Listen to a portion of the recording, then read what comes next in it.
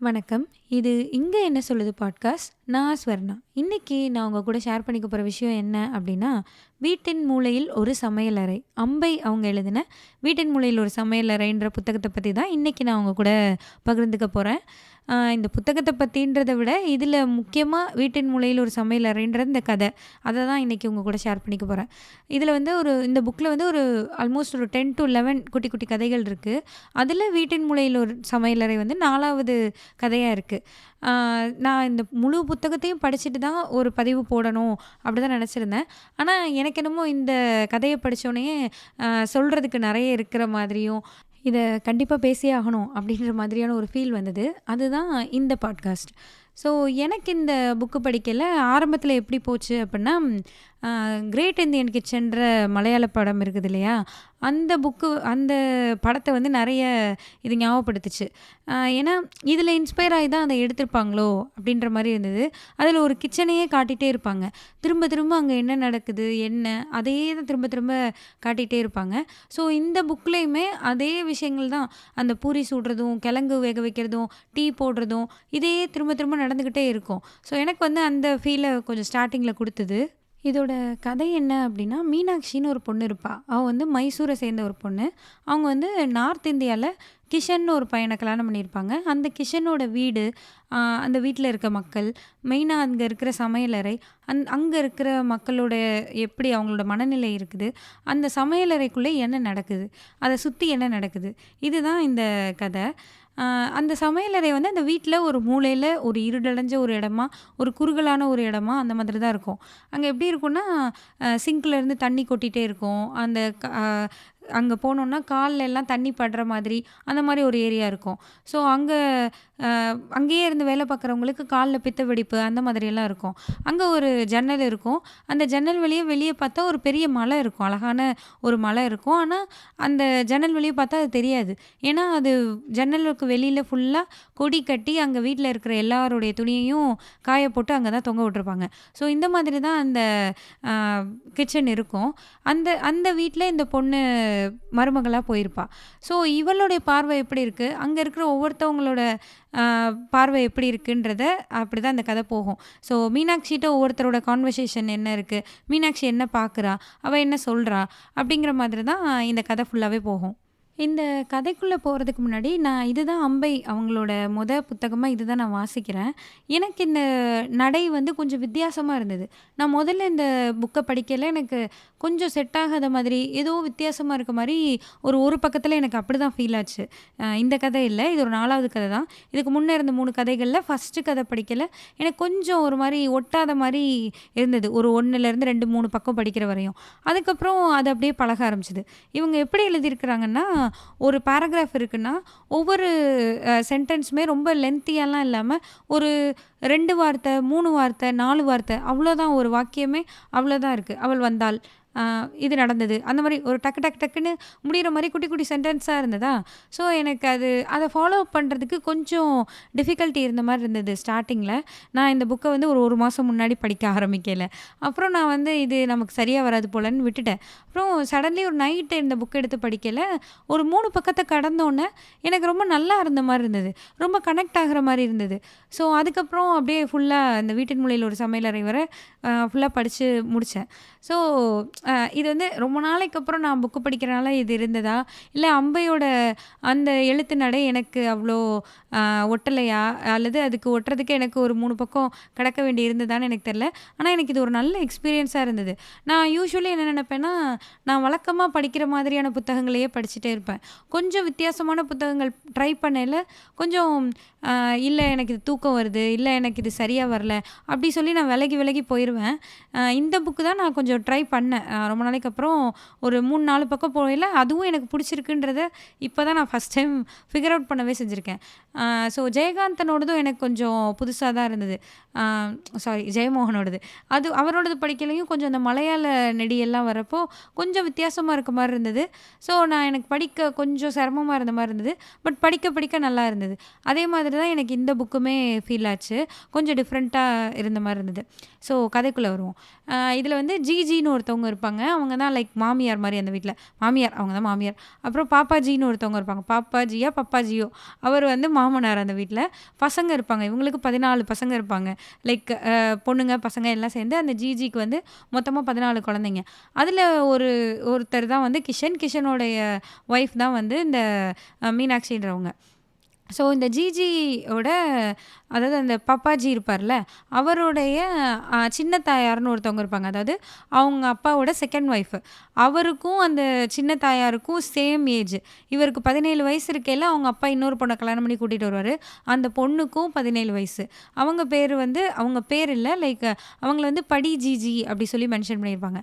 இதுதான் கொஞ்சம் main characters. அதுக்கப்புறம் இன்னும் கூட இந்த கிஷனோட ஒய்ஃப் மாரியே மீனாட்சி மாதிரியே இன்னும் கூட சில மருமகள்கள பத்தி பேசியிருப்பாங்க. ஒரு 2, 3 பேர பத்தி பேசியிருப்பாங்க. ஸோ இந்த கேரக்டர்ஸ் தான் இதில இருப்பாங்க. இதில இந்த ஜிஜியோட வேலை என்னவா இருக்கும்னா, ஜிஜி, படி ஜிஜி இவங்க எல்லாரோட வேலையுமே என்னவா இருக்கும்னா, காலையில எந்திரிச்சு நான் வீட்ல இருக்கிற எல்லாருக்கும் டீ போடுறது, அதுக்கப்புறம் பூரி பூரி சுடுறது, கிழங்கு வைக்கிறது, குழந்தைங்கள பார்த்துக்கிறது, அப்புறம் எல்லாத்தையும் கிளீன் பண்றது, இந்த மாதிரியான வேலைகளா போயிட்டே இருக்கும். இதில யாராவது கெஸ்ட்டு வராங்கன்னு வச்சுக்கோங்களேன், இந்த பாப்பாஜி என்ன பண்ணுவாருன்னா, யாராவது கெஸ்ட்டு வராங்கன்னா, "வாங்க சாப்பிட்டு போங்க" அப்படி சொல்லுவாரு. அப்பதான் அந்த ஜிஜி வேலையெல்லாம் முடிச்சுட்டு வந்து உட்காந்துருப்பாங்க. கெஸ்ட்டு வந்தாங்கன்னா, "நீங்க வாங்க சாப்பிட்டு போங்கன்னு" இந்த பாப்பாஜி சொல்லுவாரு. அவங்க வந்து, "இல்ல இருக்கட்டுங்க, எனக்கு வேண்டாம்" அப்படின்னா, "சரி ஒரு காஃபி ஒரு டீயாவது குடிங்க, ஒரு ஜூஸாவது குடிங்க" அப்படியே சொல்லி சொல்லி அந்த ஜிஜிட்ட என்ன சொல்லுவாங்கன்னா, "2 ஜூஸ் போட்டு எடுத்துட்டு வா, அப்படியே ஒரு கபாப் செஞ்சேல்ல, அத எடுத்துட்டு வா, அதுக்கப்புறம் அந்த ரொட்டி சுட்டேயே, அந்த ரொட்டியில லேசா சூடு பண்ணி, கொஞ்சம் வெண்ணெய் தடவி எடுத்துட்டு வா, இவர் வந்து சாப்பிட்டு பார்க்கட்டும், இவரும் எப்படி இருக்குன்னு சொல்லுவார்ல" அந்த மாரி அவரு சொல்லுவாரு. ஸோ வந்தவர் வந்து கடைசியா "நான் சாப்பிட்டே போறேங்க" அப்படின்னு சொல்ற மாதிரி இருக்கும். இது வந்து லைக் கெஸ்ட் வந்தா இந்த எக்ஸ்ட்ரா வேலை இருக்குன்றதெல்லாம் அந்த பப்பாஜிக்கு தெரியாது. அவர் வந்து அவர் பாட்டுக்கு அப்பதான் வேலைய முடிச்சுட்டு வந்து உட்காந்த ஜிஜிட்ட, "அத எடுத்துட்டு வா, இத எடுத்துட்டு வா, அந்த சாப்பாட கொண்டு வா" அந்த மாரி தான் பிஹேவ் பண்ணிட்டுருப்பாரு. ஸோ இவங்க என்ன சொல்லியிருப்பாங்க அம்பை அப்படின்னா, இந்த பப்பாஜி அந்த வீட்ல இருக்க ஆண்களுக்கு எப்படி ஃபீல் ஆகும்னா, இந்த உணவெல்லாம் சமைக்கப்பட்டு வருதுல்ல, சப்பாத்தி வரும், பூரி வரும், கிழங்கு வரும், மட்டன் வரும், புலாவ் வரும், இன்னும் என்னென்னமோ உணவு வரும். சாய் வரும், கூல் ட்ரிங்க்ஸ் வரும், ஊறுகாய் வரும், அப்பளம் வரும், அது வரும், இது வரும், எல்லாம் வரும். இந்த ஆண்களுக்கு எப்படியான ஒரு உணர்வு இருக்குன்னா, அது ஏதோ ஒரு மாய கம்பளத்தில கொண்டு வந்து வச்ச மாதிரி, அந்த மாரி தான் அவங்க அத ட்ரீட் பண்ணுவாங்க. அதுக்கு பின்னாடி இருக்கிற அந்த நுட்பமோ, அதுக்குள்ள நடக்கிற விஷயங்களோ எதுவுமே அவங்களுக்கு தெரியாது. இதுக்கு முன்ன என்ன எழுதியிருப்பாங்கன்னா, அந்த வேலை எப்படி ஸ்டார்ட் ஆகுதுன்றத எழுதியிருப்பாங்க. இந்த படிஜிஜி வந்து, "சரி நீங்க ஒரு 10 வெங்காயத்த வெட்டிருங்க. அதுக்கப்புறம் வந்து ஒரு மசாலா அரைச்சிருங்க. அதுவும் இந்த மசாலா தனியா அரைச்சிருங்க, அந்த மசாலா தனியா அரைச்சிருங்க. ஏன்னா அந்த மசாலா நைட்டுக்கு தேவைல்ல. அதனால அத மட்டும் அப்படியே அரைச்சிருங்க." அந்த மாரி ஒரு எழுதியிருப்பாங்க. தனியா, பட்டை, லவங்கம் அந்த மாரி ஒரு ஒரு ஒரு ஃபுல் ரெசிபி மாரி சொல்லியிருப்பாங்க. அது படிக்கிறதுக்கே டயர்டா இருக்கும். "ஏன்டா இவ்ளோ எப்புட்றா செய்ய முடியும்?" அப்படின்ற மாரி தான் எனக்கு இருந்தது. ஸோ அதுதான் அவங்களுடைய ரொட்டீன் வேலையாவே இருக்கும். இந்த மீனாட்சின்ற பொண்ணு வந்து கொஞ்சம் இதிலேருந்து இவங்களுடைய பார்வைக்கும் இந்த பொண்ணுடைய பார்வைக்கும் கொஞ்சம் வித்தியாசம் இருக்கும். அண்ட் அந்த கிஷன்றவருமே என்னென்னா, மீனாட்சி டீ போடுறாங்கன்னா, ஒரு கப் எடுத்துகிட்டு வந்து வச்சு, எல்லாருக்கும் அவர் அத டீ ஊத்தி கொண்டு போய் குடுக்குறது. அந்த மாரி அவங்க ஏதாவது சமைக்கிறாங்க அப்படின்னா, இவங்களும் சேர்ந்து காயெல்லாம் நறுக்கி குடுக்குறது. அந்த மாரி தான் கிஷன் இருப்பாரு. அவங்க வீட்ல என்ன சொல்லுவாங்கன்னா, அத மைசூர் சமையல்னு சொல்லுவாங்க. இவங்க வந்து நார்த் சைடு ராஜஸ்தான் நெனைக்கிறேன். அந்த ஊர்ல இருப்பாங்க. ஸோ அந்த பொண்ணு வந்து சமைக்கிறான்னா, அது வந்து இன்னைக்கு மைசூர் சமையல் அப்படி சொல்லி அவங்க பேசிக்குவாங்க. அப்போ கிஷனும் வந்து அங்க வொர்க் பண்ணுவாரு. ஸோ இந்த பப்பாஜி இருக்காரு இல்லையா? அவர் வந்து புதுசா ஒரு ரூம் கட்டுறதுக்கான வேலைகள வந்து வீட்ல செஞ்சுட்ருப்பாரு. ஸோ அப்போ இந்த மீனாட்சின்ற பொண்ணு எல்லாரும் சாப்பிட உட்காந்துருக்கையில என்ன சொல்லும்னா, "நீங்க வந்து கிச்சன்லேயும் இந்த சேஞ்சஸ்லாம் எங்களுக்கு பண்ணி குடுங்க. தண்ணி தொட்டிய வந்து இந்த மாரி பக்கத்துல வச்சு குடுங்க. ஏன்னா, எங்களுக்கு அடிக்கடி பாத்திரம் கழுவுறதுக்கு, புழங்குறதுக்குலாம் அது ஈஸியா இருக்கும். அப்புறம் இந்த வெளியில சேர் போடுற மாரி ஒரு இடம் கொஞ்சம் பண்ணீங்கன்னா, அங்க சேர் போட்டு உட்காந்துக்கலாம். அது கொஞ்சம் ஈஸியா இருக்கும். அப்புறம் நீங்க ஜன்னலுக்கு வெளியவே கொடி கட்டி அங்க தான் நம்ம எல்லா துணியையும் போட்டுட்ருக்கோம். அந்த மழை எனக்கு தெரியவே மாட்டேங்குது எங்க யாருக்குமே. அதனால துணி காய போடுறதுக்கு வந்து தனியா ஒரு கம்பி கட்டுங்க. அங்க போய் துணியெல்லாம் போட்டுக்கலாம். நாம வெளியில வந்து அந்த மழைய பார்க்க முடியும்." அப்படின்னு சொல்லி அந்த பொண்ணு சொல்லும். எல்லாரும் வந்து ஒரு அதிர்ச்சியா பார்ப்பாங்க. அந்த வீட்ல இருக்க மத்த மருமகளாகட்டும், அந்த ஜிஜி ஆகட்டும், பப்பாஜி ஆகட்டும், எல்லாருமே அப்படியே அதிர்ச்சியா பார்ப்பாங்க. "என்ன இவ இப்படியெல்லாம் கேட்குறா? இந்த வீட்ல எப்படி இதெல்லாம் கேட்கலாம்?" அப்படின்ற மாதிரி அவங்க பார்ப்பாங்க. இவர் வந்து நேரா கிஷன்ட்ட கேட்பாரு. "என்ன என்ன சொல்றா அவ?" அப்படின்னோனே, "ஆமா அவ சொல்றதெல்லாம் சரியா தானே இருக்கு. எல்லாம் செஞ்சு குடுங்க." அப்படின்னு சொல்லி அந்த கிஷனும் சொல்லிருவாரு. அதுக்கு பப்பாஜி என்ன கேட்பாருன்னா, "நீ எப்படி உனக்கு எப்படி இதெல்லாம் சரின்னு தெரியும்? நீ எங்க கிச்சனுக்குள்ள போன?" அப்படின்னோனே, அவங்க அம்மா சொல்லுவாங்க, "இல்ல அவ வந்து சமைக்கல. இவன் தான் காயெல்லாம் நறுக்கி குடுக்குறான், எல்லாம் பண்றான்." அப்படின்னோனே, "இனிமே உனக்கு வளையல் போட்ற வேண்டியதான் போல இருக்குதே." அப்படி சொல்லி அந்த பாப்பாஜி கிண்டலா சொல்லுவாரு. அதுக்கு அவன் சொல்லுவானா, "எனக்கு எதுக்கு வளையல்? மோதிரமா போட்டுருங்க பேசாம." அப்படின்னு அவரும் ஃபன்னா எடுத்துட்டு, அதோட அந்த கான்வர்சேஷன் முடிஞ்சிரும். அதுக்கப்புறம் அந்த ரூம் எல்லாம் கட்டி முடிச்சுருவாங்க. எல்லாம் நடந்துரும். ஆனா, இந்த கிச்சன்ல இவங்க கேட்டிருப்பாங்க இல்லையா? அந்த சேஞ்சஸ் எதுவுமே நடக்காது. அந்த கொடி ஒண்ணு ரிமூவ் பண்ண சொல்லியிருப்பாங்கல்ல, லீஸ்ட்டா நான் அதில பார்த்தது அதுதான். அந்த ஜன்னலுக்கு வெளியே நெறைய துணியா இருக்கனால, எங்களால மழைய பார்க்க முடியலன்னு சொல்லியிருப்பாங்கல்ல, அங்க வந்து எக்ஸ்ட்ரா 4 கொடிய கட்டி, அங்கேயே மறுபடியும் ஃபுல்லா துணிய காய போட்டு வச்சிருப்பானுங்க. அந்த சேஞ்சஸ் தான் பண்ணியிருப்பாங்க. ஒரு இதுவுமே அவளுக்கு சாதகமா அவ கேட்ட எதையுமே அங்க பண்ணியிருக்க மாட்டாங்க. ஸோ, அதுக்கு அந்த பாப்பாஜி என்ன நெனைக்கிறாருன்றத வந்து நான் உங்களுக்கு அத ரீட் பண்றேன். "பெண்ணே! மைசூர் பெண்ணே! இங்கே நிரந்தரமாக வாழாத உனக்கு மலை எதற்கு? அதன் பச்சை எதற்கு? ராஜஸ்தானத்து சமையல் பண்பாட்டுக்கும் ஜன்னலுக்கும் பாத்திரம் அலம்பும் தொட்டிக்கும் என்ன சம்பந்தம் பெண்ணே? கருத்த நிறமுடைய முக்காடு அணிய மறுக்கும் என் பையனை வசியப்படுத்திய நிறைய பேசும் பெண்ணே." அப்படிதான் எழுதியிருப்பாங்க. ஸோ, அவரோட மைண்ட் செட் இப்படி தான் இருக்கும். என்னன்னா, இவங்க எல்லாரும் ஒரு வெக்கேஷனுக்கு வந்திருப்பாங்க. இவங்க வேற இடத்துல தான் இருப்பாங்க. ஒரு வெக்கேஷன் மாதிரி கொஞ்ச நாள் இங்க இருக்கிற மாரி தான் அந்த கதை போகும். ஸோ, "நிரந்தரமாக இங்க வாழாத உனக்கு வெளியில நீ என்னத்த மலைய பார்க்கணும்? உனக்கு எதுக்கு இதெல்லாம் நான் பண்ணி தரணும்? அதெல்லாம் ஒண்ணும் கிடையாது போ." அப்படின்ற மாரி தான். எல்லாத்துக்கும் சரி சரின்னு சொல்லிட்டு ஒண்ணுமே பண்ணியிருக்க மாட்டாரு. ஸோ, இந்த மாதிரி தான் அங்க இருக்கும். அப்புறம் ஒரு இன்சிடென்ட் எழுதியிருப்பாங்க. எல்லாரும் சேர்ந்து ஒரு ஏரிக்கரைக்கு அ ஒரு பிக்னிக் மாரி போறதுக்கு போவாங்க. அங்க வந்து வெளிநாட்டு பறவைகள்லாம் வரும். அத வேடிக்கை பார்க்கறதுக்காக, அங்கேயே சாப்பாடெல்லாம் சமைச்சு எடுத்துட்டு போயி, அங்கேயே உட்காந்து சாப்பிட்டு, அத பார்த்துட்டு வர்றதுக்கு மாதிரி ஒரு நாள் வந்து எல்லாரும் பிளான் பண்ணியிருப்பாங்க. ஸோ, காலையில எல்லாரும் 4 மணிக்கே அங்க லைட்லாம் ஆன் ஆயிரும் சமையலறையில. அங்க ஆன் ஆகிட்டு அவங்க உருளைக்கிழங்கு வைக்கிறது, பூரி சுடுறது, அதுக்கப்புறம் சாண்ட்விச் பண்றது. மொத்தம் 100 பூரி சுடணும், 100 சாண்ட்விச் செய்யணும். அப்புறம் குழந்தைங்களுக்குலாம் தேவையான ஃப்ரூட்ஸு, பிஸ்கெட்ஸு அத எடுத்து வைக்கணும். அதுக்கப்புறம் இன்னும் குட்டி குழந்தைங்க எத்தனை இருக்குது? 4 குழந்தைங்க இருக்கா? அப்ப அவங்களுக்கெல்லாம் வந்து பால் டப்பாலாம் ரெடி பண்ணணும். அப்புறம் இந்த விரிக்கிறதுக்கு கம்பளம் அதெல்லாம் எடுக்கணும். இந்த மாதிரி எல்லாமே அங்க ஒர்க் பண்ணிட்டே இருப்பாங்க. இதில இந்த குழந்தைங்கள எழுப்பி, குளிப்பாட்டி அவங்கள ரெடி பண்ணணும். இதுக்கு நடுவுல காலையில வந்து எல்லாரும் எந்திரிச்சுருவாங்க இல்லையா? அவங்க எல்லாருக்கும் டீ போடணும். அது ஒரு டீ அடுப்புல அது ஓடிட்டுருக்கும். காலையில டிஃபன் நடக்கும். அது ஒரு சைடு ஓடிட்டுருக்கும். ஸோ, இவ்வளவும் நடக்கும். அ உருளைக்கிழங்கு வேக போடுற வேலையில ஆரம்பிச்சு எல்லாமே அந்த இதில நடந்துட்டுருக்கும். அவங்களுக்குள்ள உள்ள கான்வர்சேஷனா இந்த இந்த வேலைகள் எல்லாம் காட்டியிருப்பாங்க. அப்போ மீனாட்சி கிட்ட வந்து ஒரு பொண்ணு சொல்லுவா. ஒரு ராதான்றவங்க. இதே மாரி வந்த மருமகள். ராதா வந்து சொல்லுவாங்க, "நீ வந்து என்னோட பையன எழுப்பி கொஞ்சம் பசங்களெல்லாம் எழுப்பி கொஞ்சம் குளிப்பாட்டேன்." அப்படின்னு சொன்னோனே, மீனாட்சி என்ன சொல்லுவாங்கன்னா, "இவ்ளோ சீக்கிரத்தில எழுப்பி குளிப்பாட்டுனா பிள்ளைங்கலாம் அழும். நீங்க கொஞ்சம் நேரம் கழிச்சு உங்க ஹஸ்பண்டையே குழந்தைய எழுப்பி குளிப்பாட்ட சொல்லுங்க." அப்படின்னு சொல்லுவா. அதுக்கு அந்த பொண்ணு சொல்லுவா, ராதா சொல்லுவாங்க, நீ நெனச்சுக்கிட்டு இரு அவரு எழுப்பி குளிப்பாட்டுவாருன்னு." அப்படின்ற மாரி அவங்க சொல்லுவாங்க. என்னன்னா, அவங்க வந்து அ அந்த ராதான்றவங்க ஒரு பேங்க்ல மேனேஜரா ஒர்க் பண்ணிட்டுருப்பாங்க. அவங்க ஹஸ்பண்ட் வந்து ஒரு டாக்டரா இருப்பாரு. ஸோ, இந்த கப்பிளோட லைஃப் எப்படி இருக்கும்னா, இவங்களும் வேற ஊர்ல தான் இருப்பாங்க. இந்த கப்பிளோட லைஃப் எப்படி இருக்குன்றதுக்கு ஒரு சின்ன இன்சிடென்ட் எழுதியிருப்பாங்க. அந்த ஹஸ்பண்ட் அண்ட் ஒய்ஃப் இருக்காங்கல்ல, கிஷனும் அவங்க மீனாட்சியும். அவங்க அந்த ஊருக்கு ஒரு நாள் போயிருப்பாங்க. பயங்கர வெயிலா இருக்கும் அந்த ஊரு. அங்க ஒரு ஒரு பேங்க் அஃபிஷியல் மீட்டிங் விஷயமா இந்த பொண்ணு வந்து இந்த ராதான்றவங்க வேற எங்கேயோ போக வேண்டிய சிச்சுவேஷன் வந்திருக்கும். அந்த 3 நாள் மட்டும் அவர் வந்து அந்த வீட்ட பார்த்துக்கிற மாரி இருக்கும். அவர் வந்து அவ்ளோ புலம்புவாரு. "ஐயோ! இவ்ளோ வெயில் அடிக்குது இந்த வீட்ல, இந்த ஊர்ல. நான் கிச்சன்ல வந்து வேலை செய்யவே முடியல. வேர்த்து கொட்டுது. அ கொஞ்ச நேரம் கூட அந்த கிச்சன்ல நிக்க முடியல. என்னால ஒண்ணு கூட செய்ய முடியல. நல்ல வேளை அவ 3 நாள்ல வந்துருவா.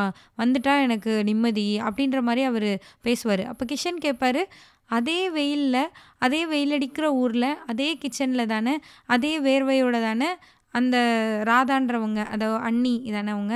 ஸோ அவங்க வேலை பார்க்குறாங்க." அப்படின்னோனே, "அதனால என்ன? அவ பொண்ணு தானே. அவ அதெல்லாம் பழக்கப்பட்டுருப்பா சின்ன வயசுல இருந்தே. என்னாலலாம் முடியாதுப்பா." அப்படின்னு சொல்லியிருப்பாரு.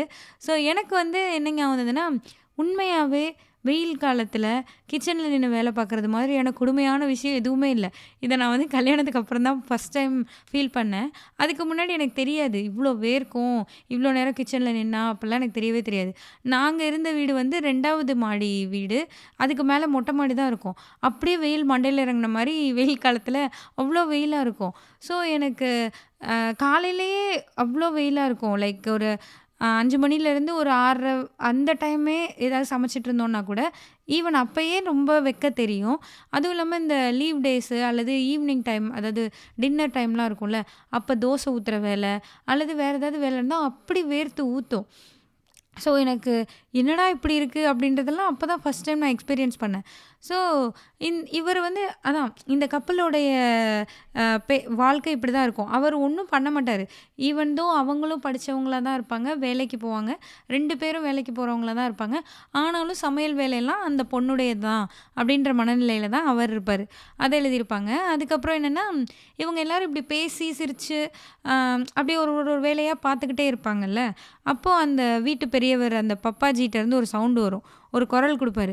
"என்னங்க சத்தம்? இங்க தூங்குறது இல்லையா நாங்கலாம்?" அப்படின்ற மாதிரி ஒரு ஒரு சவுண்ட் வரும் டெரரா. எல்லாரும் அப்படியே கப்சிப்புன்னு அமைதியாயிருவாங்க. ஸோ அதுக்கப்புறம் என்ன ஆகும்னா, கொஞ்ச நேரம் கழிச்சு அவரு எந்திரிச்சு வருவாரு. எந்திரிச்சு வந்தோனே அ எட்டி பாப்பாரு கிச்சன. தெரியுமே ஏரிக்கு போறதுன்னா எல்லாரும் ஒரே சந்தோஷமாயிருவீங்களே! அப்படின்ற மாரி அவரு கேட்டுட்டு போவாரு. அவங்க அவ்ளோ டென்ஷனா வேல பார்த்துட்டு இருப்பாங்க. அவ்ளோ நேரமும். அ அது என்னன்னா நீங்க ரீட் பண்ணையில உங்களுக்கு அத நல்லா ஃபீல் பண்ண முடியும். அந்த இடம் எவ்ளோ பரபரப்பா இருக்கு. எல்லாரும் என்ன மனநிலையில இருக்காங்க. அத வந்து கண்ணு முன்னாடி கொண்டு வந்து நிறுத்தியிருக்கும் அம்பையோட எழுத்துக்கள் வந்து உங்களுக்கு. ஸோ அந்த மாதிரி ஒரு டென்ஷனான சிச்சுவேஷன்ல இவர் சும்மா எட்டி பார்த்துட்டு, நடக்கட்டும் நடக்கட்டும்ன்ற மாதிரி ஒரு கமெண்ட் பாஸ் பண்ணிட்டு போவாரா. எனக்கு ரீட் பண்ணது எப்படி இருந்ததுன்னா, மண்டையோட இந்த ஆள அப்படின்ற மாரி தான் எனக்கு இருந்தது.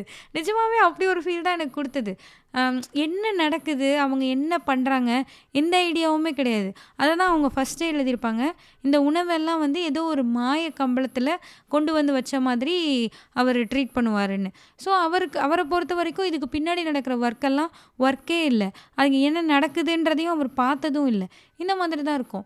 ஸோ அவங்க எல்லாரும் போவாங்க. அந்த பிக்னிக்குக்கு போவாங்க.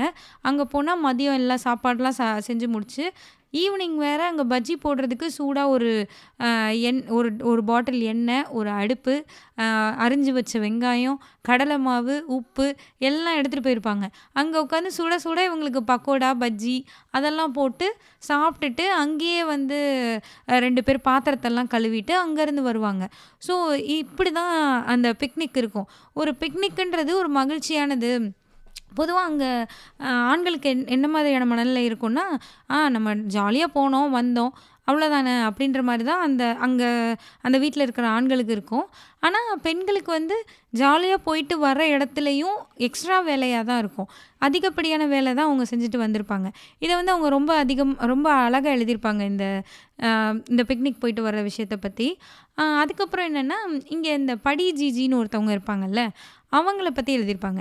அவங்க வந்து என்னன்னா, இந்த மீனாட்சி கிட்ட ஒரு நாள் அ ஜிலேபி குடுத்துருப்பாங்க. இந்த பப்பாஜி வந்து வெளியில போயிட்டு வந்துட்டு, ஜிலேபி, இன்னும் நெறைய பலகாரங்கள்லாம் வாங்கிட்டு, அத கொண்டு போய் குடுத்து, "எல்லாருக்கும் எடுத்து வையி" அப்படின்னு சொல்லி குடுத்துருப்பாங்க. இந்த மீனாட்சியும் அத உள்ள கொண்டு போகையில, இந்த அம் படி ஜிஜி இருக்காங்கல்ல, அவங்க வந்து வேகமா வந்து, "எனக்கு ஒரு 4 ஜிலேபி குடு" அப்படின்னு சொல்லி வாங்கி, அவங்க சேலையில முடிஞ்சு வச்சுக்குருவாங்க. உடனே இவங்களுக்கு வந்து ஆச்சரியமா இருக்கும். என்ன இவங்க இப்படி வாங்கி வச்சுக்கிறாங்க அப்படின்னு. ஸோ அதுக்கு பின்னாடியான கதை என்னவா இருக்கும்னா, இந்த படி ஜிஜி தான் ஒரு காலத்தில இந்த கிச்சன்ல அதிகாரம் செலுத்துற ஒரு ஆளா இருந்திருப்பாங்க. அவங்களும் அவங்க ஹஸ்பண்டும் இருக்கிறப்போ. அவங்க ஹஸ்பண்ட் இருக்கப்போ இவங்க தான் ஃபுல்லா கிச்சன் கண்ட்ரோல் இவங்க கிட்ட அப்படின்ற மாரி தான் அவங்க இருந்திருப்பாங்க. அப்ப ஜிஜி வந்து எல்லா வேலையும் செஞ்சுக்கிட்டே இருப்பாங்க. மத்தவங்கள மாதிரி. ஸோ ஒரு கட்டத்தில இந்த படி ஜிஜியோட ஹஸ்பண்ட் வந்து இறந்துருவாங்க. இறந்ததுக்கப்புறம் ஒரு ஒரு 10 நாள் அந்த மாதிரி ஆனோனே, இந்த படி ஜிஜிக்கான உரிமைகள் எல்லாம் வந்து அப்படியே ஜிஜி கிட்ட குடுக்கப்படும். எல்லாத்தையும் சாவி கொத்துலேருந்து, கிச்சன் அதிகாரத்திலேருந்து எல்லாத்தையுமே அவங்க கிட்ட குடுக்கப்படும். குடுக்கப்பட்டோனே இந்த படி ஜிஜியோட பெனிஃபிட்ஸ் எல்லாம் கட் ஆயிட்டே வரும். என்னன்னா, அவங்களுக்கு இந்த ஸ்நாக்கு அந்த மாதிரிலாம் ஏதாவது செய்றாங்கன்னு வச்சுக்கோங்க அந்த வீட்ல. மாமிசம் செய்றாங்க அல்லது மாமிசம்னா மட்டன் புலாவ்னு போட்டிருப்பான் அதில. மட்டன் புலாவ் செய்வாங்க. அதுக்கப்புறம் கறி எடுக்குறாங்க. அதுக்கப்புறம் வேற என்ன இந்த மாதிரி பலகாரங்கள் செய்றாங்க. இது எதுவுமே அந்த படி ஜிஜிக்கு போகாது. ஒரு நாமினலான ஃபுட்டு தான் போகும். நார்மலா உங்களுக்கு இது போதும் அவ்வளோதான். இதுக்கு மேல உங்களுக்கு எதுக்கு? அப்படின்ற மாரி தான் அவங்க ட்ரீட் செய்யப்படுவாங்க. அவங்களுக்கு எக்ஸ்ட்ராவா எதுவுமே கிடைக்காது. அ எல்லாரும் சாப்பிடுற உணவுகள் நெறைய விஷயங்கள் கிடைக்காம போயிரும். அந்த மாதிரி தான் அவங்கட்டருந்து அதிகாரமும் போய், இந்த மாதிரி தான் அவங்க ட்ரீட் செய்யப்படுவாங்க. அப்போ அவங்க என்ன பண்ணுவாங்கன்னா, 6 மாசத்துக்கு ஒரு தடவ அவங்களுக்கு வந்து சாமி வந்துரும். சாமி வந்துட்டு அம் அ அம்மா லைக் அம்மாவா ஏதோ எழுதியிருப்பாங்க. அந்த சாமி வந்துருச்சுன்ற மாரி அவங்க இருப்பாங்க. 6 மாசத்துக்கு ஒரு தடவ ஒரு சவுண்ட குடுத்து, எனக்கு அத கொண்டு வா, இத கொண்டு வான்னு அவங்களுக்கு தேவையானதெல்லாம் கேட்டு, க்ளோஸ் பண்ணிட்டு, லைக் இதுவரையும் அது என்ன சாராயம் வர எல்லாமே கேட்பாங்க. எல்லாத்தையும் குடிச்சிட்டு, தூங்கிட்டு, காலையில எந்திரிச்சு அவங்க வரையில, அம்மன் வந்து என்னைய ரொம்ப படுத்திட்டா நேத்து. சாமி வந்து என்னைய ரொம்ப படுத்திருச்சு. கொஞ்சம் அதிக டயர்டா இருக்கு அப்படின்ற மாரி வருவாங்க. அ இந்த ஜிஜிக்கு வந்து படி ஜிஜிய எதிர்க்க முடியுமே தவிர, படி ஜிஜி மேல வர சாமிய எதிர்க்கிறதுக்கான தைரியம் இருக்காது. இந்த மாரி தான் அந்த படி ஜிஜியோட கதை இருக்கும். இது வந்து நான் நான் பார்த்துருக்கேன். Like this is how it happens. ஒருத்தவங்களோட ஹஸ்பண்ட் இல்ல அப்படின்னா, வயசான ஒருத்தவங்க அவங்களோட ஹஸ்பண்ட் இல்ல அப்படின்னா, அ சமையல், சாப்பாடுன்றது இல்ல. மத்தபடி அவங்களுக்கான எல்லா உரிமைகளுமே மறுக்கப்படுற மாதிரி எனக்கு ஃபீல் ஆகியிருக்கு. அவங்க வந்து தனக்காக எதுவுமே யோசிக்க கூடாதா? ஏன் அவங்க வயசாயிருச்சு, ஹஸ்பண்ட் இல்ல. 60 வயசாகட்டும், 70 வயசாகட்டும். ஏன் தனக்காக அவங்க யோசிச்சுக்க கூடாது? இப்போ நான் என்ன ஒரு இடத்துல வச்சு பார்க்கையில, நம்ம என்னைக்குமே நம்ம வயசாயிருச்சுன்றத நமக்கு புரியவே செய்யாது தான். நான் வந்து ஒரு 15 வயசுல இருக்கையில 30 வயசா இருக்கிறவங்கள ரொம்ப வயசானவங்கன்னு நெனச்சிருக்கேன். ஆனா நான் 30 வயசா இருக்கையில எனக்கு அது வயசானவங்களாவே நான் நெனைக்கல.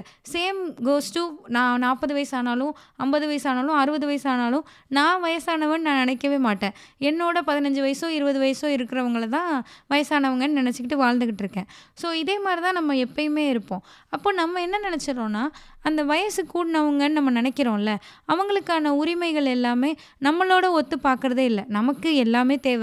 எனக்கு சாப்பாடு தேவ, எனக்கு காசு தேவ, நான் எங்க போணுன்றது என்னோட உரிம, என்ன பண்ணணுன்றது என்னோட உரிம. அந்த மாரி நம்ம நெனைக்கிற நம்ம, இன்னொருத்தவங்களுக்கு அந்த உரிமையே நம்ம பார்க்க கூட மாட்றோம். குடுக்குறது வேற. அவங்களுக்கும் அது இருக்கலாம் தானே! அப்படின்றத நம்ம பார்க்க கூட மாட்டோம். ஸோ எனக்கு அது ரொம்ப அ ஆமால்ல இப்படிலாம் நடக்குது தானே! அப்படின்ற மாரி இருந்தது. அந்த படி ஜிஜிக்கு நடந்த விஷயங்கள். அதுக்கப்புறம் ஒரு விஷயம் என்ன நடக்கும்னா, இந்த ஜிஜி இருக்குல்ல, ஜிஜிக்கு வந்துட்டு அவங்க தான் கண்ட்ரோல். ஆனா, அவங்களுக்கு வந்து உடம்பு சரியில்லாம இருக்கும். கொஞ்சம் அப்பப்ப உடம்பு சரியில்லாம போயிரும். ஏதாவது ப்ராப்ளம் வரும். அந்த மாரிலாம் இருக்கும். அப்போ இந்த ஜிஜி வந்து என்ன பண்ணுவாங்கன்னா, வீட்ல இருக்கிற ஜாமான்லாம் இருக்குல்ல, நெய்யி, வ வெண்ணெய், முந்திரி பருப்பு, மசாலா ஜாமான்கள் இதையெல்லாம் வந்து அவங்க தலைமாட்டுக்கிட்ட வச்சு ஒரு பீரோ இருக்கும். அந்த பீரோவுக்கு மேல அந்த மாதிரி அவங்க படுக்கிற இடத்துக்கு பக்கத்திலேயே அதையெல்லாம் வச்சு அங்க இருந்துக்குருவாங்க. இந்த ஜாமான்லாம் உள்ள வச்சு வேற பூட்டிருவாங்க. அந்த மாரி இருந்துக்குவாங்க. இந்த ஜிஜிய தாண்டி தான் நீங்க அந்த ஜாமானெல்லாம் தொடவே முடியும். அவங்கள கேட்காம இந்த நெய்யவோ, வெண்ணெயவோ எடுக்கவே முடியாது. அவங்க கேட்டா என்ன சொல்லுவாங்கன்னா, அ "நீ வந்து என்ன நேத்து தானே நான் 1/4 டப்பா நெய் குடுத்தேன். அதுக்குள்ளேயே தீர்ந்து போச்சு. இருக்கிறத வச்சு சமைக்க மாட்டீங்களா?" அந்த மாரி அவங்க அந்த அதிகாரத்த செலுத்திட்டே இருப்பாங்க. அந்த ஜிஜின்றவங்க. இது வந்து எனக்கு வெரி வெரி ரிலேட்டபிளா இருந்தது. ஏன்னா, I have scene people like நான் நான் என்னோட எக்ஸ்பீரியன்ஸ்ல நான் பார்த்த மக்கள்ல ரொம்ப நல்லா சமைக்கிறாங்க, ரொம்ப கெட்டிக்காரங்கன்னு நம்ம சொல்லுவோம்ல. அந்த மாதிரியானவங்க எல்லாருமே அந்த கிச்சன் வழியா தன்னோட அதிகாரத்த செலுத்திட்டே இருப்பாங்க. ஏங்க இதில ஏங்க செலுத்துவீங்கன்ற மாதிரி எனக்கு ஃபீல் ஆயிருக்கு. பட் எப்படி இருக்கும்னா, அவங்க வந்து என்ட்ட கேட்டு தான் அது ஒரு விஷயமே இருக்காது. நான் சாம்பார் வைக்க சொன்னா தான் வைக்கணும். நான் வந்து சொன்னா தான் இது பண்ணணும். அந்த மாதிரி என் கண்ட்ரோல்ல தான் என்ன சமைக்கணும். நான் சாப்பாடு எடுத்து குடுக்கையில தான் நீங்க சாப்பிடணும். இப்ப எதுக்கு உங்களுக்கு இது? அப்புறமா சாப்பிடுங்க. அப்படின்ற மாரி ஒரு கண்ட்ரோல் பண்ணிட்டே வருவாங்க. ஸோ அந்த மாதிரி ஒரு கேரக்டரா தான் எனக்கு ஜிஜி தெரிஞ்சாங்க. எனக்கு வந்து இது யாரும் தெரிஞ்சு செய்றது கிடையாது. இது மூலியமா ஒரு அதிகாரத்த செலுத்துறோம், இந்த மாரி தான் பண்றோம் அப்படிங்கிறத தெரிஞ்சு செய்றாங்களா இல்லையான்றது எனக்கு தெர்ல. Most of the time I believe தெரியாம தான் செய்றாங்க. தனக்கே தெரியாம அது தன்னுடைய ராஜ்யம் அப்படின்ற மாரி எடுத்துக்கிட்டு, அதில நான் வச்சது தான் சட்டம்ன்ற மாதிரி வாழ்றாங்களோ அப்படின்ற மாரி எனக்கு தோணும். ஸோ இத இவங்க அழகா ஒரு ஒரு பேராகிராஃப் எழுதியிருந்தாங்க. நான் உங்களுக்கு அத ரீட் பண்றேன். ஒளியற்ற சன்னல் குறுகிய அந்த சமையலறையிலிருந்து கடலில் வசிக்கும் ஆக்டோபஸ் ஜந்துவின் எண்கால் போல் ஆதிக்கக் கரங்கள் நீண்டு வளைத்து போட்டன. கால்கள் இருக்க இருக்க கட்டுண்டு கிடந்தனர் ஆனந்தமாக. அவை இடுப்பை இறுக்கினால் ஒட்டியானம் என்றும், காலைச் சுற்றினால் கொலுசு என்றும், தலையில் பட்டால் கிரீடம் என்றும் நினைத்து கொண்டனர் பெண்கள். நாலாபுறமும் கம்பிகள் எழும்பிய உலகில் புகுந்து கொண்டு அதை ராஜ்யம் என்று நினைத்து அரசோச்சினர். இன்று மட்டன் புலாவ், நாளை பூரி மசாலா என்று பூமியை திருப்பி போடும் முடிவுகளை எடுத்தனர். பேடி அதிகாரம். எனக்கு ஏன்னே எனக்கு தெரில, இதை படிக்கவும் அழுகையாக வந்துருச்சு. ஸோ நான் இந்த கதையை இந்த பேராகிராஃப் வர வரைக்கும் நான் எப்படி படிச்சுட்டு இருந்தேன்னா, நான் எங்கள் அத்தைங்களை பார்த்துருக்கேன் இப்படி இருந்தது, நான் அவங்கள பார்த்தேன் அப்படி இருந்தது, எங்கள் அம்மாவை பார்த்தேன், எங்கள் அக்காவை பார்த்தேன், இப்படி ரிலேட் பண்ணிகிட்டே இருந்தேன். நான் இதை படிக்கையில் நான் என்ன ரிலேட் பண்ணிக்கிட்டேன். நான் எப்போ இந்த கதைக்குள்ளே இது நான் பார்க்க ஆரம்பிச்சேனோ என்னால் அழுகையை நிறுத்தவே முடியல. ரொம்ப கஷ்டமாக இருந்தது. So that is the main reason இந்த பாட்காஸ்ட்டுன்னு நான் நினைக்கிறேன். என்னென்னா, ஒரு 2-3 நாள் இருக்கும். அதுக்கு முன்னாடி நானும் என் ஹஸ்பண்டும் பேசிகிட்டு இருந்தோம். நான் பக்கோடா போட்டுட்டு இருந்தேன். ரொம்ப நாளைக்கு அப்புறம் அந்த காலிஃப்ளவர் பக்கோடா போட்டு எடுத்துகிட்டு இருந்தேன். ஃப்ரெண்டு ஒருத்தவங்கள கூப்பிட்டுருந்தேன் பக்கத்தில். ஸோ அவங்க வராங்கன்றதுக்காக நான் போட்டு எடுத்துகிட்டு இருந்தேன். அப்போது அவங்க, நீ என்ன பண்ணணும்னு யோசி, இந்த மாதிரி பேசிக்கிட்டே இருக்கேல்ல, குழந்தைய கையில் வச்சுட்டு நான் போட்டுகிட்டே இருந்தேன். அப்போ என்ன பேசிக்கிட்டோம் அப்படின்னா, உனக்கு அவங்க என்ன சொன்னாங்கன்னா, என் ஹஸ்பண்ட் என்ன சொன்னாங்கன்னா, உனக்கு இந்த பக்கோடா சுடுறது தான் உன் வாழ்க்கையா, சும்மா பக்கோடா சுட்டுட்டே இருக்க போ அப்படி சொல்லிட்டாங்க. அப்போ நாங்கள் ஃபன்னாக பேசிகிட்டு இருந்தோம். எனக்கு என்ன செய்யணும், நான் என்ன செஞ்சிட்ருக்கேன், அதை அவங்க புரிய வைக்க ட்ரை பண்ணாங்களா, ஆர் அந்த கான்வர்சேஷன் எதை பற்றின்றதே எனக்கு அப்போது புரியல. ஃபன்னாக பேசிட்டு முடிஞ்சிட்டு போயிட்ட மாதிரி எனக்கு இருந்தது. எனக்கு இதை படிக்கல, நாமளும் அப்படி தானே பண்ணுறோம், லைக் கொஞ்சம் கொஞ்சமாக நாமளும் அதுவாக தான் மாறுறோமோ. It is not about you are working, you are not working, நீ வீட்டில் வேலை செய்கிறியா, இதெல்லாம் அடுத்த டாபிக். பட் இதுதான் லைஃபு. இந்த மாதிரி டிசைட் பண்ணுறதுக்குள்ளே சுழண்டு நின்றுட்டோமோ அப்படி சொல்லி எனக்கு தோணுச்சு.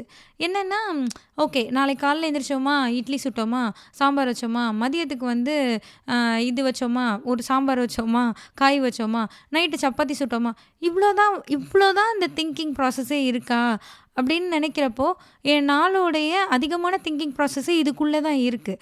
நான் ஒரு நாளில் எவ்வளோ சிந்திக்கிறேனோ அதில் 80% சமையலை பற்றியும், சமையல் பொருட்களை பற்றியும், என்ன சமைக்கணுன்றதை பற்றியும், யாருக்கு கொடுக்கணுன்றதை பற்றியும் இதுக்குள்ளே தான் என் திங்கிங் ப்ராசஸ்ஸே நின்றுச்சு. நான் செயல்களில் நிற்கிறத நான் சொல்லவே இல்லை. நான் அது பண்ணேன்னா, இது பண்ணேன்னா, மேரத்தான் ஓடினேன்னா, அது இங்கே பேச்சே கிடையாது. சிந்தனையில் கூட இதுக்குள்ளேயே நின்றுச்சு இல்லையா. அது எனக்கு கரெக்டாக இந்த பேராகிராஃப் படிக்கல எனக்கு பயங்கர ஷாக்கிங்காக இருந்தது. ஆமாம்ல, நம்மளும் இப்படி தான் இருக்கோம்ல அப்படின்ற மாதிரி எனக்கு இருந்தது. அண்ட் இதை விட முக்கியமாக இன்னொரு இடத்துல நான் ரொம்பவே எனக்கு தோணுச்சு. அது என்னென்னா, இந்த ஜிஜி இருக்காங்க இல்லையா, இந்த ஜிஜி ஒரு நாள் கீழே விழுந்துருவாங்க. கீழே விழுந்துட்டு அவங்களுக்கு அவ்வளோதான், நம்ம செத்து போயிட போகிறோம்னு நினைப்பாங்க. அப்போ அவங்க என்ன சொல்லுவாங்கன்னா, ஐயோ போச்சு, நான் சாக போகிறேன், என் கிச்சன் போக போகுது, படி ஜிஜி எல்லாத்தையும் எடுத்துக்குவா, இனிமேல் இவ தான் இதை ஆள போகிறா, அப்படி தான் அவங்க புலம்புவாங்க. அப்புறம் ஒரு ஊசியெல்லாம் போட்டு அவங்கள இது பண்ணிடுவாங்க. ஸோ அப்போது அந்த மீனாட்சியும் அந்த படி ஜிஜியும் லைக் ஜிஜியும் பேசிக்குவாங்க. ஜிஜி அப்படியே புலம்பிகிட்டே இருப்பாங்க. அவங்க என்ன சொல்லியிருப்பாங்கன்னா, அவங்க அம்மாவுக்கு அவங்க அம்மா அவங்களுக்கு சொல்லி தந்தது என்னென்னா, நீ எப்பயுமே ஒரு ப்ரெசன்டபுளாக இருக்கணும், நல்ல நகை எல்லாம் போட்டு இருக்கணும், அண்டு சமையலில் நீ கெட்டிக்காரியாக இருக்கணும் அப்படின்றத அவங்க அம்மா அவங்களுக்கு சொல்லியிருப்பாங்க. அவங்க கல்யாணம் பண்ணி வந்தப்போ டெய்லி 5 கிலோ கோதுமை மாவு பிசைஞ்சு பூரி போடுவாங்க எல்லாருக்கும். 300 பூரி போடுவாங்க ஒரு நாளில். இதுதான் அவங்க வாழ்க்கையில் பெரிய அச்சீவ்மெண்ட்டு. ஸோ அவங்க அந்த பூரி போடக்குள்ளே கையெல்லாம் வலிக்கும், உடம்பெல்லாம் வலிக்கும், டயர்டாகும், எல்லாமே அவங்களுக்கு நடக்கும். அப்போது அந்த பாப்பாஜி இருக்கார்ல, அவர் நீ ஒரு சிறந்த உழைப்பாளி அப்படின்னு சொல்லுவார். அது அவங்களுக்கு ஒரு பெரிய பாராட்டாக இருக்கும். மறுபடியும் அவங்க பூரி போடுவாங்க, உருளைக்கிழங்கு செய்வாங்க. இப்படி தான் அவங்க லைஃப் போயிட்டுருக்கும். அவங்க லைஃப்பில் அவங்க 14 குழந்தைங்க அவங்களுக்கு பிறந்திருக்கும். அவங்க சொல்லுவாங்க, எனக்கு ஒரு குழந்தை பிறந்தது இறந்து போச்சு, உனக்கு தெரியுமா? அப்போ என்ன நடந்துட்டு இருந்ததுன்னா, வீட்டில் ஒரு ஃபங்க்ஷன் நடந்துகிட்ருக்கும். ஃபங்க்ஷனோ பூஜையோ சம்திங் ஏதோ நடக்கும். அப்போது அந்த ஜிஜி பூரி சுட்டுட்டு இருப்பாங்க. ஒரு பூரி சுட்டுட்டு இருக்கையில் ஒரு சத்தம் கேட்கும். டம்முன்னு குழந்தை கீழே விழுகிற சத்தம். குழந்தை பார்க்குறதுக்கு ஆளே இல்லாமல் மாடி ஏறி எட்டி பார்த்து கீழே விழுந்து இறந்துருக்கும். அந்த கீழே விழுந்து அது மூளை சிதறி இறந்து போயிருக்கத அந்த ஜிஜி பார்ப்பாங்க கண்ணால். அதுக்கப்புறம் நான் என்ன பண்ணேன்னு நினைக்கிறேன், அந்த வீட்டு ஆண்களுக்கு மீதமுள்ள பொரியை சுட்டு கொடுத்தேன்னு அவங்க சொல்லியிருப்பாங்க. ஸோ இந்த கான்வர்சேஷன் இதை தாண்டி எப்படி போகும்னா, நீங்கள் வந்து ஒரு 14 குழந்தை பெற்ற அம்மா, இந்த மாதிரி பூரி, உருளைக்கிழங்கு இதெல்லாம் விட்டுட்டு இதெல்லாம் உங்கள் மைண்டில் இல்லைன்னா நீங்கள் என்ன சிந்திச்சிருப்பீங்க அப்படின்றத வந்து அந்த மீனாட்சி வந்து ஜிஜிட்ட கேட்பாங்க. கேட்குற மாதிரி அந்த கான்வர்சேஷன் போகும்.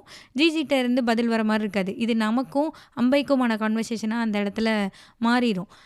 ஸோ என்ன ஆகும்னா, நீ வந்து இது எதுவுமே இல்லை, நீ வந்து இந்த பப்பாஜியோட ஒய்ஃபு கிடையாது, 14 குழந்தைங்க பெற்ற அம்மா கிடையாது, அந்த வயிறில் வந்து உனக்கு அந்த 14 குழந்தைங்கள சுமந்து பெற்ற அந்த தடங்கள் அதெல்லாம் எதுவுமே இல்லை, உன்கிட்ட கருப்பையே இல்லை, எதுவுமே இல்லை அப்போ நீ யார் அப்படின்னா, அப்போ நான் யார் எனக்கு தெரியலையே, நான் இது எதுவுமே இல்லைன்னா, இதை எதோடையுமே நான் ஐடென்டிஃபை பண்ணிக்கலன்னா அப்போ நான் யார் அப்படின்ற கொஷின் வரும். நீ யார், உள்ளே முங்கி தேடு, நீ யாருன்றதை நீ தேடு.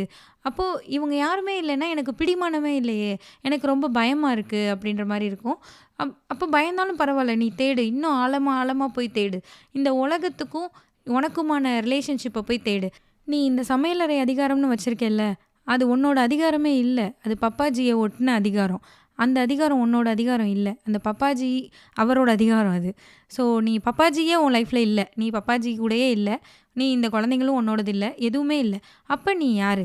நீ அவங்களோட பேர் அப்போ தான் தடவை மென்ஷன் பண்ணியிருப்பாங்க, ஜிஜியோட பேர் துலாரி பாய்.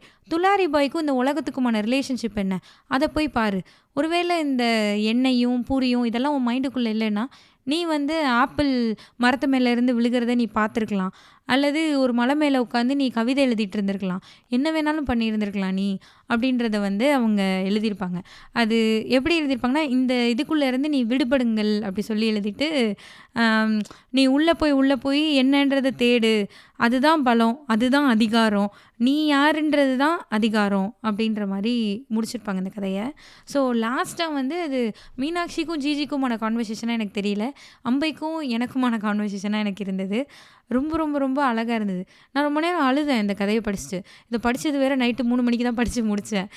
எனக்கு படித்து முடித்தோன்னே ஒரு ஸ்பீச்லெஸ்ஸாக இருந்தது. ஏன் இவ்வளோ நாள் கழிச்சும் நம்ம இப்படி இதோட நம்ம ரிலேட் பண்ணிக்க முடியுது? நான் வந்து இப்போது எனக்கு எப்படி சொல்கிறதுங்கிறது தெரியல. லைக் நீங்கள் வேலைக்கு போகிறீங்க, வேலைக்கு போகலை, இதெல்லாம் வந்து செகண்ட்ரியாக தான் நான் பார்க்குறேன். நீ என்ன பண்ணாலும் உன்னோடைய சிந்தனைகள் முழுசாக ஒரு கிச்சனுக்குள்ளேயே இருக்குதுல்ல, அது வந்து என்ன மாதிரியான ஒரு மனநிலை? நீ அப்போ வேறு எதையுமே நீ திங்க் பண்ண முடியாதுல்ல. அண்ட் இன்னொரு விஷயம் இவங்க சொல்லியிருந்த அழகான விஷயம் என்னென்னா, ஒரு பெண் வந்து கல்யாணம் ஆனதுக்கப்புறம், என்னைய வச்சு நான் சொல்கிறேன், கல்யாணம் ஆகிருச்சு, குழந்தைங்க வந்துருச்சு, அதுவும் 2 குழந்தை வந்துருச்சுன்னா, நான் வந்து இன்னாருடைய ஒய்ஃபு, இந்த மாதிரி 2 குழந்தைங்களுக்கு அம்மா, இதுக்குள்ளேயே தான் நம்ம சுற்றிட்டே இருக்கோம். ஸோ இதுக்குள்ளேயே நம்ம இருக்கையில் இதை தாண்டி நான் யாருன்றதை நம்ம பார்க்குறதே இல்லை. எனக்கு என்ன பிடிக்கும், எனக்கு என்ன வேணும், எனக்கு என்ன தேவை, அதை வந்து நம்ம ஐடென்டிஃபை பண்ணவே மாட்டோம் அப்படின்ற மாதிரி எனக்கு தோணுச்சு. ஸோ இவங்க வந்து சொல்லியிருப்பாங்க, அது எல்லாத்தையும் விடு, அது எல்லாத்தையும் விட்டுட்டு நீ யாருன்னு போய் தேடுன்னா, அப்போ எனக்கு பயமாக இருக்கே, எனக்கு பிடிச்சிக்கிறதுக்கு ஒன்றுமே இல்லையே அப்படின்னு ஒரு இது இருக்கும். ஸோ அது நான் உண்மையாகவே நான் இதை யோசித்து பார்த்துருக்கேன். நான் வந்து விசாகனுக்கும் பைரவிக்கும் அம்மா இல்லை, ஆருவோட ஒய்ஃப் இல்லை, அப்போனா நான் யார்? எனக்கு அதை யோசித்து பார்க்குறதுக்கே கொஞ்சம் பயமாக இருக்குது இப்போல்லாம். ஸோ அந்த பயம் வந்து எனக்கு ரொம்ப ரிலேட்டபிளாக இருந்தது. ஆமாம்ல, நம்மளும் இப்படி தானே பயப்படுறோம். பயமாக இருந்தாலும் பரவாயில்ல, நீ உள்ளே போய் தேடு, நீ என்ன வேணுன்றதை தேடு, நீ யாருன்றதை தேடு அப்படின்றத அவங்க சொல்லியிருப்பாங்க. ஸோ இந்த கதை எனக்கு இன்னொரு விஷயம் எனக்கு ரொம்ப பிடிச்சது என்னென்னா, இவங்க எங்கேயுமே பூரி சுடாத, இட்லி சுடாத, தோசை சுடாத அப்படிலாம் அவங்க சொல்லவே கிடையாது. அதுதான் உன் வாழ்க்கைன்னு இருந்துராதன்றதை மட்டும்தான் அவங்க சொல்ல வராங்க. அதுதான் உன் அதிகாரம், அதுதான் என் வாழ்க்கைன்னு ஆக ஆரம்பிக்குதுன்னு வச்சுக்கோங்களேன், அதுக்குள்ளே நான் என் அதிகாரத்தை தேட ஆரம்பிப்பேன். ஸோ ஒன் மோர் திங், நான் சமையலறை மட்டும் இல்லை, பெண்கள் தன்னோட அதிகாரத்தை தேடுற இன்னொரு இடமா நான் பார்க்குறது அம்மான்ற ஸ்தானம். 2 குழந்தையோட அம்மா அப்படின்னா, அந்த குழந்தை நான் சொல்கிறதையே தான் இப்போ சின்னதாக இருக்கையில் நான் சொல்கிறது தான் கேட்கும். அது வளரையிலையும் நான் சொல்கிறதையே தான் கேட்கணும், அது என்னுடைய ப்ராப்பர்ட்டி, நான் சொல்கிறது தான், அதுலேருந்து தான் நான் சொல்கிற பொண்ணை தான் என் பையன் கல்யாணம் பண்ணணும், நான் சொல்கிற மாதிரி தான் என் மருமகன் நடக்கணும், இது எல்லாம் அதுலேருந்து தான் வருதோ. தான் யாருன்றத தான் என்ன சொல்ல, உணரக்கூடிய அந்த ஒரு சூழ்நிலையே இல்லாம, அல்லது ஒரு இண்டிபெண்டன்ட்டா இருந்தவங்க, இந்த மாதிரி ஒரு இதுக்குள்ள வந்து இருந்ததுக்கப்புறம், மறுபடியும் வெளியவே வர ட்ரை பண்ணாம, இப்படி இருக்கனால தான் தன்னோட அதிகாரத்தெல்லாம் தவறான ஒரு வழியில செலுத்திட்டு இந்த மாரி இருக்கோமோ! அப்படின்னு சொல்லி எனக்கு தோணுச்சு. So it is not like நீங்க கல்யாணம் பண்ணாதீங்க, குழந்தை பெத்துக்காதீங்க, அவங்கள பார்த்துக்காதீங்க. அந்த மாரிலாம் நான் சொல்ல வரல. அண்ட் ஈவன் இந்த மாரி சமைக்கிற விஷயங்கள்ல கூட எனக்கு என்ன சொல்றது? நம்ம ஃபங்ஷன்லாம் வந்தா சமைக்கிறோம்ல, இன்னமும் என் மெமரி வந்து எப்படி இருக்கும்னா, ஒரு பொங்கல் வந்ததுன்னா எங்க வீடு எப்படி இருக்கும்? அங்க என்னெல்லாம் செய்வாங்க? அப்படியே தான் என் மைண்டு சுத்திட்டே இருக்கும். நானுமே செஞ்சிருக்கேன் தான். இப்போ நாங்க ஸ்டில் நான் செய்வேன் தான். இந்த மாரி தீபாவளினா முறுக்கு சுடணும், எல்லாமே எனக்கு ஆசையா இருக்கும். நான் ஆசையா செய்வேன். நான் கல்யாணம் ஆகி வந்த புதுசுல நானா தான் செஞ்சேன். எங்க வீட்ல என்னை யாருமே சொல்லல. ஜாயிண்ட் ஃபேமிலியா தான் இருந்தோம். ஒருத்தர் கூட "நீ முறுக்கு சுடு, அத பண்ணு, இத பண்ணு, வடை போடு, இத்தன மணிக்குள்ள சாமி கும்பிடு" இப்படிலாம் என்னை யாரும் சொல்லல. நானா பெர்மிஷன் போட்டு சாமி கும்பிட்டுட்டுலாம் ஆஃபீஸ் போயிருக்கேன். ஸோ அப்போ எப்படி இருக்கும்னா, அது என்னோட மகிழ்ச்சியால நான் செஞ்சேன். யாருமே என்னைய வந்து ஃபோர்ஸ் பண்ணவே இல்ல. அத பண்ணு, இத பண்ணுன்னு. அப்போ அப்படி செய்யறது வேற. அ இத நீ பண்ணி தான் ஆகணும். இத பண்ணலன்னா தப்பு. அந்த மாரி ஒரு கில்ட்டுக்குள்ள போறது வேற. அண்ட் அந்த கில்ட் வந்து மோஸ்ட் ஆஃப் த டைம் அதுவும் கரண்ட் ஜென்ரேஷன்ல வெளியில உள்ளவங்கட்ட இருந்து வர்றத விட, ஒரு பெண் தனக்குள்ளேயே உருவாக்கிக்கிற கில்ட்டா தான் நான் பார்க்குறேன். என்னன்னா, நானே இங்க பார்த்துருக்கிறேன். என்னோட ஃப்ரெண்ட்ஸ் சில பேர் வொர்க் பண்றவங்கலாம் என்ன நெனைப்பாங்கன்னா, ஆ ஐயய்யோ! என்னால வந்து வொர்க்கும் பார்த்துட்டு, குழந்தையும் பார்த்துட்டு சமைக்கலாம் முடியலையே! ஆ இந்த மாதிரி ஒரு நல்ல நாள், விசேஷ நாள்னா, என்னால எல்லாம்லாம் வச்சு படைக்க முடியலையே! அப்படி ஃபீல் பண்றவங்களெல்லாம் நான் பார்த்துருக்கேன். இந்த கில்ட் வந்து அவங்களுக்கு யாருமே ஏற்படுத்தல. தானா உருவாக்கிக்கிறது தான். ஆ ஏன்னா, அந்த சொசைட்டி நம்மள எதுவும் சொல்லிருமோ! நம்ம அப்படிதான் வளர்ந்துருக்கோம். நான் அப்படிதான் வளர்ந்துருக்கேன். ஏன்னா நான் பார்த்துட்டே இருந்தேன். எங்க அம்மா செஞ்சிருக்காங்க. அப்ப நான் செய்யலைன்னா அது தப்போ! அப்படின்ற ஒரு மனநிலை தானா வருது. இப்போ எங்க அம்மா பலகாரம்லாம் சுட்டாங்க தீபாவளி அப்போ. நான் சுடலைன்னா அது தப்போ! அப்படிங்கிற மாதிரி தான் ஒரு தானா ஒரு இன்பில்ட் கில்ட் வருது. இந்த கில்ட்டுக்குள்ள இருந்து நீங்க வெளில வரணும்னா, நீங்க யாரு? நமக்கு என்ன வேணும்? அப்படின்றத புரிஞ்சுக்கணும்னு அதுதான் எனக்கு இந்த கதை சொல்ற மாரி இருந்தது. லைக் நீங்க யாருன்றத தேடுங்க. அதுக்கப்புறம் இதுலலாம் நீங்க செய்யுங்க, செய்யாம போங்க. Whatever it is. You do whatever you want. But இதுதான் உலகம்னு இருந்துறாதீங்க. அப்படின்றது தான் இந்த கதை சொன்னதா எனக்கு இருந்தது. இதில இன்னொரு விஷயம் எழுதியிருப்பாங்க. தோசை சுடுறத பத்தி எழுதியிருப்பாங்க. இது இன்னொரு கதை. ஸோ அந்த லேடி வந்து சொல்லுவாங்க, "நான் 40 வருஷமா தோசை சுட்டுட்ருக்கேன்" அப்படின்றத வந்து சொல்லியிருப்பாங்க. நான் வந்து இதே டயலாக எக்ஸாக்ட்லி த சேம் டயலாக நான் எங்க வீட்ல கேட்டுருக்கேன். எங்க அத்தை சொல்லி ஒரு அத்தை எனக்கு சொல்லியிருக்கிறாங்க. ஸோ நான் 40 வருஷமா தோசை சுட்டுட்ருக்கேன், சாப்பிடு அப்படி சொல்லி என்ட்ட சொன்னாங்க.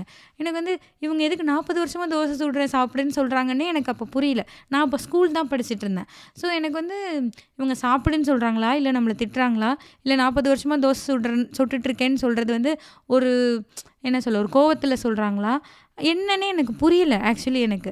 எனக்கு அதே எக்ஸாக்ட்லி அந்த சேம் டயலாக நான் இந்த புக்ல படிக்கையில ஒருத்தவங்க இருப்பாங்க. ஒரு லேடி 50 வயசு ஆகும் அவங்களுக்கு. அவங்களோட 10வது வயசுலேருந்து அவங்க தோசை சுட்டுட்ருப்பாங்க.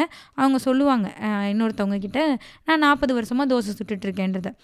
அப்போ இந்த அம்பைன்றவங்க எந்த அளவுக்கு இதுக்குள்ள இத ரிசர்ச் பண்ணி, லைக் இந்த லைஃப எப்படி இருக்குன்றத உணர்ந்துக்கிட்டு எழுதியிருக்காங்க, அப்படின்னு சொல்லி எனக்கு தோணுச்சு.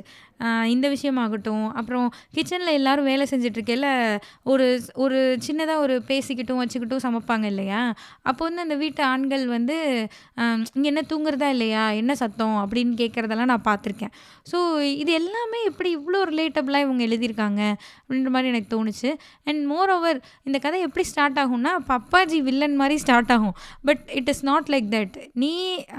நீயே உனக்கு வந்த ஒரு விஷயத்த, அதான் அந்த ஆக்டோபஸோட கரங்கள் மாரி உன்னுடைய லைஃபுக்குள்ள வந்து உன்னைய இருக்கிற ஒரு விஷயத்த, கால்கள இருக்குச்சுன்னா நீ அத கொலுசுன்னு வச்சுக்கிற. இடுப்ப இருக்குச்சுன்னா அத ஒட்டியானம், உன் தலைய இருக்குச்சுன்னா அத கிரீடமா வச்சுக்கிட்டு, நான் அதோட ராணின்னு நீ அந்த இதுக்குள்ளேயே இருந்துக்கிற. அப்படிங்கிறத தான் அவங்க எழுதியிருந்தாங்க. Such a wonderful story. Still அது ரிலேட்டபிளா இருக்குன்றது வந்து ஒரு வகையில கொஞ்சம் கஷ்டமாவும் இருந்தது. பட் நல்லாவும் இருந்தது. எனக்கு ரொம்ப ரொம்ப புடிச்சிருந்தது. அ இந்த ஒரு சிந்தனை இருக்கு இல்லையா? நம்ம செய்யிறோம், செய்யலைங்கிறத தாண்டி, சிந்தனையில ஏன் நம்ம ஒரு சுதந்திரமா இல்ல? செயலில் சுதந்திரமாக இருக்கிறது, செயலில் வந்து செய்கிறதெல்லாம் 2வது விஷயம். சிந்தனையே இல்லை, இந்த கிச்சனை தாண்டி எனக்கு ஒரு சிந்தனையே இல்லை, நான் என்ன பண்ணணுன்றதை நான் யோசிக்க கூட இல்லைன்னா அது ரொம்ப கஷ்டம். At least you have to think. நம்ம திங்க் பண்ணால் தான் என்ன செய்யணும்னு நமக்கு புரியவாது செய்யும். நம்ம திங்க் பண்ண ஆரம்பித்தாலே நம்ம சமையலுக்கு நடுவில் திங்க் பண்ணி அது நடக்கிறதுக்கு கொஞ்சம் வருஷங்கள் ஆகுது தான். ஸோ திங்க் பண்ணணும் அப்படின்றது தான் நான் இதிலேருந்து கற்றுக்கிட்டேன். எனக்கு எனக்கு 85 வயசு ஆகுதுன்னு நினைக்கிறேன். எனக்கு இல்லை, அம்பைக்கு. ஸோ எனக்கும் அம்பைக்குமான கான்வர்சேஷனாக தான் இந்த புக்கு வந்து எனக்கு இருந்தது. அவங்க வந்து 1944 பிறந்திருக்காங்க. இந்த புக்கை வந்து 88 எழுதியிருக்காங்க. தன்னுடைய 16 வயசுலேயே அவங்க எழுத ஆரம்பிச்சிருக்காங்க. நிறைய ஆங்கில புத்தகங்களும் எழுதியிருக்காங்க, தமிழ்லேயும் எழுதியிருக்காங்க. ஸோ இப்போ நடக்கிற புத்தக கண்காட்சியில் கூட அவங்கள பார்க்க முடியுது. நான் சில வீடியோஸ்லலாம் போய் பார்த்தேன் அம்பை பேசுகிறத. அம்பை பேசலை, அவங்க வந்து இந்த கிஃப்டெல்லாம் கொடுப்பாங்கல்ல, அதெல்லாம் வந்து ஒரு ஸ்டாலில் இருந்து கொடுத்துக்கிட்டு இருந்தாங்க. ஸோ எனக்கு ரொம்ப இன்ஸ்பைரிங்காக இருந்தது இந்த ஸ்டோரி. நான் சொன்னதில் ஏறக்குறைய கொஞ்சம் சரியில்லாமலாம் இருக்கலாம். நான் என்னுடைய இதெல்லாம் கலந்து விட்டு ஏதாவது தப்பாக கூட சொல்லியிருக்கலாம்.